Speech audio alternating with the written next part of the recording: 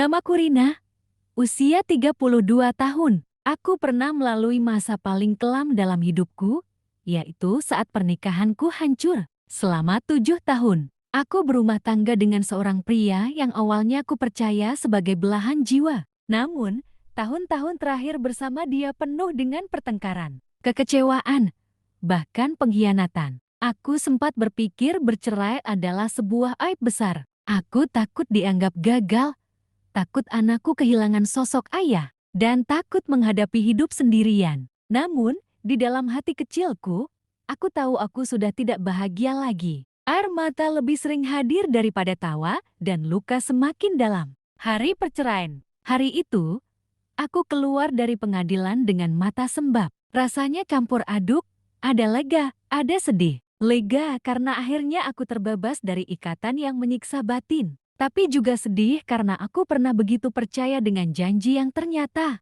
hanya tinggal kenangan. Malam pertama setelah bercerai, aku menangis di kamar sambil memeluk anakku yang masih kecil. Tapi, dari tangis itu muncul tekad, aku harus bangkit. Bukan untuk mantan suami, tapi untuk diriku sendiri dan untuk masa depan anakku. Membangun hidup baru. Awalnya memang berat. Aku harus bekerja lebih keras untuk memenuhi kebutuhan rumah tangga. Pagi-pagi aku sudah berangkat, meninggalkan anakku di rumah ibu. Kadang aku merasa kelelahan. Tapi setiap kali melihat senyum anakku, semangatku kembali. Perlahan, aku belajar bahwa menjadi perempuan mandiri itu indah. Aku bisa mengambil keputusan tanpa harus takut dimarahi. Aku bisa mengatur keuangan sesuai kebutuhanku, tanpa ada yang menghambur-hamburkan. Dan yang paling penting, aku merasa lebih tenang. Aku mulai menata hidupku, mengikuti kursus online, membuka usaha kecil-kecilan, hingga akhirnya punya penghasilan yang cukup stabil.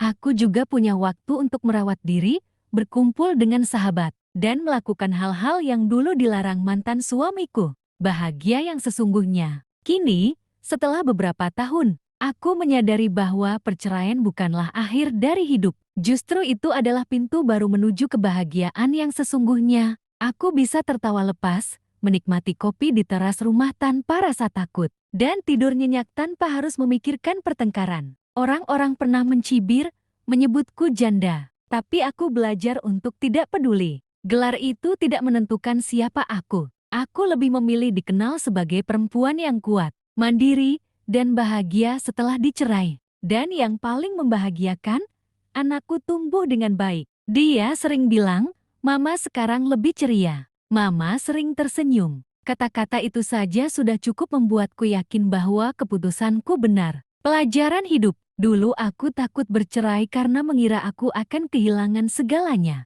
Ternyata, justru setelah bercerai aku menemukan kembali diriku sendiri. Aku belajar bahwa kebahagiaan tidak harus selalu bersama pasangan, tapi bisa lahir dari keberanian memilih jalan yang tepat, meski itu berarti berjalan sendiri.